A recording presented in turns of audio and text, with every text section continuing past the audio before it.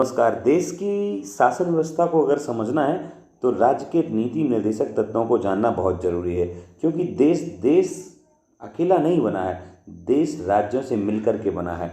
तो जो राज्य हैं उनके क्या नीतियां हैं, क्या उनके लिए निर्देश हैं, तो इनका कौन संविधान के कौन से अनुच्छेद में कहाँ पर इनका वर्णन है, कौन से भाग में इनका वर्णन है, ये सारी बातें हम लोग जानने वाले हैं क्रमशः। तो बड़े ही मज़ेदार तरीके से एक एक क्रम से शुरू करते हैं कि क्या है नीति निर्देशक तत्व। सबसे पहले इन्हें तो नॉर्मली कहा जाता है स्टेट प्रिंसिपल्स हो जाते हैं, state policy SP, directed principle of state policy, DPSP, ये इनको शॉर्ट में कह देते हैं डीपीएसपी। नीति निर्देशक तत्व की व्यवस्था हमारे संविधान की प्रमुख विशेषता है। भारतीय संविधान के निर्माताओं ने नागरिकों के सार्वभौमिक विकास के लिए अधिकारों का एक विस्तृत व्यवस्था का वर्णन किया, यानी नागरिकों की सुविधा के लिए संविधान में नीति निर्देशक तत्वों की व्यवस्था है। राजेंद्र प्रसाद डॉक्टर ने भी तो कहा था कि राज्यों की उन्नति के लिए ये हैं। क्या मामला है, नीति निर्देशक तत्वों का अर्थ और स्वरूप क्या है? तो भारतीय संविधान के भाग 4 अनुच्छेद 36 से लेकर 51 में राज्य के नीति निर्देशक सिद्धांतों का वर्णन है। भाग 4 अनुच्छेद 36 से 51 में, जिसके संदर्भ में संविधान निर्माताओं का यह विश्वास था कि वह भारत की भावी सरकारों द्वारा नीतियों के निर्धारण में निर्देश का निर्धारण कर सकते हैं।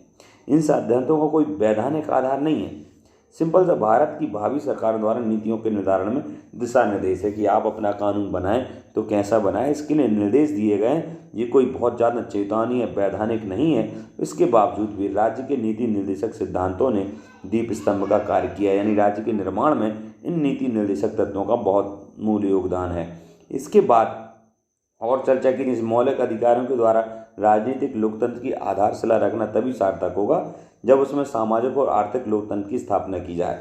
ये सारी बातें हैं। मूलतः राजेंद्र प्रसाद जी ने भी कहा था कि राज्य के नीति निर्देशक सिद्धांतों का उद्देश्य जनता के कल्याण को प्रोत्साहित करने वाली सामाजिक व्यवस्था का निर्माण करना है, राज्य के कल्याण के लिए।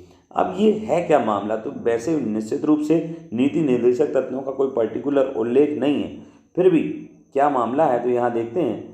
संविधान के 37वें अनुच्छेद में कहा गया है कि इस भाग में दिए गए उपबंधों को किसी भी न्यायालय द्वारा मान्यता नहीं दी जा सकेगी, किंतु फिर भी इसमें दिए हुए तत्व देश के शासन में मूलभूत हैं, यानी न्यायपालिका से इनका बहुत ज़्यादा समर्थन या मान्यता नहीं है, पर ये सामान्यतः बहुत जरूरी भी हैं। ये नीति निर्देशक तत्व राज्यों के लिए शासन व्यवस्था में संविधान में वर्णित नीति निर्देशक तत्व, यानी इस तरीके से आप करिए, जरूरी नहीं है, थोपा नहीं गया है, नियम नहीं है, पर नीति निर्देशक तत्व का मतलब इस तरीके से सलाह आपको दी जाती है।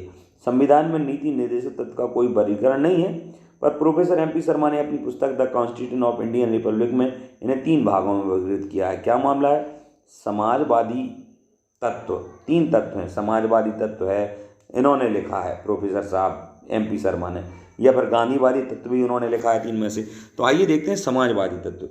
ये वो तत्व हैं जिनके उद्देश्य भारत में सामाजिक न्याय पर आधारित समाज की समतावादी विद्यालय की स्थापना करना, यानी समता रहे, समाज में रहे, बराबरी रहे। राज्य अपने आर्थिक साधनों के अनुसार और विकास की सीमाओं के भीतर प्रयास करेगा कि सभी नागरिक अपनी योग्यता अनुसार रोजगार पा सकें, यानी राज्य रोजगार की व्यवस्था कर सकें। ये भी है, राज्य इस बात का ध्यान रखे कि संपत्ति और उत्पादन के साधनों का इस प्रकार से केंद्रीकरण ना हो कि सार्वजनिक हित को किसी प्रकार से हानि पहुंचे, यानी सभी को बराबर रूप से राज्य के संसाधनों का प्रयोग मिले। अभी नियम नहीं बनाया, ये निर्देश है कि भाई आप ऐसा शासन कीजिए कि सभी के लिए समता रहे, सभी का समानता रहे, सभी को रोजगार मिले। अब नहीं मिले पगा तो ऐसा नहीं कि राज्य सरकार को बर्खास्त कर दिया जाएगा। ये नीति निर्देशक तत्व हैं, बस निर्देश तक सीमित हैं। राज्य इस बात का ध्यान रखेगा कि संपत्ति और उत्पादन के साधनों का ये हो गया, राज्य देश के भौतिक संसाधनों की स्वामित्व और नियंत्रण की ऐसी व्यवस्था करेगा कि अधिक से अधिक लोगों तक सार्वजनिक उनका लाभ पहुंचे। राज्य प्रत्येक स्त्री और पुरुष में समान कार्य समान वेतन प्रदान करेगा। राज्य महिलाओं, पुरुषों एवं बच्चों के लिए स्वास्थ्य का समुचित प्रबंध करेगा। ये राज्य की जिम्मेदारी है। राज्य अपने साधनों के अनुरूप यह सुनिश्चित करेगा कि बेरोजगारी, वृद्धावस्था, अंगहीनता आदि स्थितियों में सार्वजनिक सहायता दी जा सके। राज्य इस बात का प्रयास करेगा कि कृषि उद्योग में लगे हुए सभी मजदूरों को अपने जीवन निर्वाह हेतु यथोचित पारिश्रमिक मिल सके, यानी कुल मिलाकर नागरिक कल्याण के लिए नीति निर्देशक तत्व हैं राज्यों के लिए। उदारवादी तत्व कौन से हैं? इसमें व्यक्तित्व की स्वतंत्रता एवं गरिमा की रक्षा करना और ऐसा वातावरण उपलब्ध कराना है किसी के साथ भेदभाव ना हो। राज्य अपने सभी नागरिकों के लिए समान नागरिक संहिता का निर्माण करेगा। 14 वर्ष तक के सभी बालकों के लिए निःशुल्क अनिवार्य शिक्षा राज्य करेगा। राज्य अपनी सेवाओं में कार्यपालिका एवं न्यायपालिका के मध्य पृथक्करण का प्रयास करेगा। राज्य आवश्यकता अनुसार निःशुल्क वैधानिक सहायता उपलब्ध कराएगा। राज्य औद्योगिक प्रतिष्ठानों के प्रबंध में कर्मचारियों की भागीदारी प्रदान करने के लिए समुचित कदम उठाएगा। यानी सलाह है, ऐसा करेगा राज्य, ऐसा करेगा। और रांची ऐतिहासिक महत्वों के स्थान का रक्षा करेगा।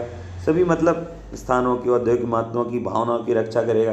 राज्य अंतर्राष्ट्रीय शांति सुरक्षा, राष्ट्रों के मध्य सम्मानपूर्वक संबंधों की स्थापना तथा अंतर्राष्ट्रीय विवादों को शांतिपूर्ण तरीके से सुलझाने की दिशा में प्रयास करेगा।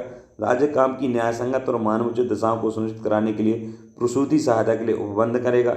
ये सारी राज्य की। अब गांधीवादी तत्व भी हैं नीति निर्देशक तत्व में, समाजवादी और दूसरा था ही उदारवादी, तीसरा है गांधीवादी।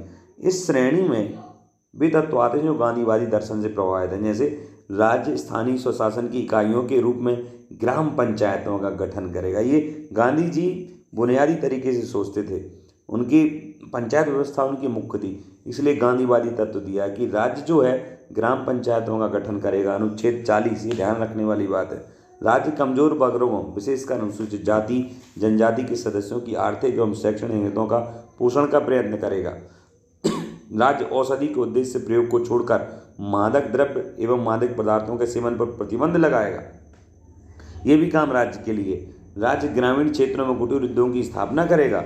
राज्य गाय भैंस आदि दुधारू पशुओं के वध को रोकने के लिए कानून का निर्माण करेगा। इतने सारे निर्देश राज्य के लिए हैं। तीनों प्रकार के गांधीवादी, उदारवादी और समतावादी में गांधीवादी जो तत्व हैं वो बड़े मुख्य लगते हैं नीति निर्देशक तत्वों में। ये एक सलाह है राज्यों के लिए। इस प्रकार से आशा है आपको नीति निर्देशक तत्व समझ में आए होंगे। नमस्कार।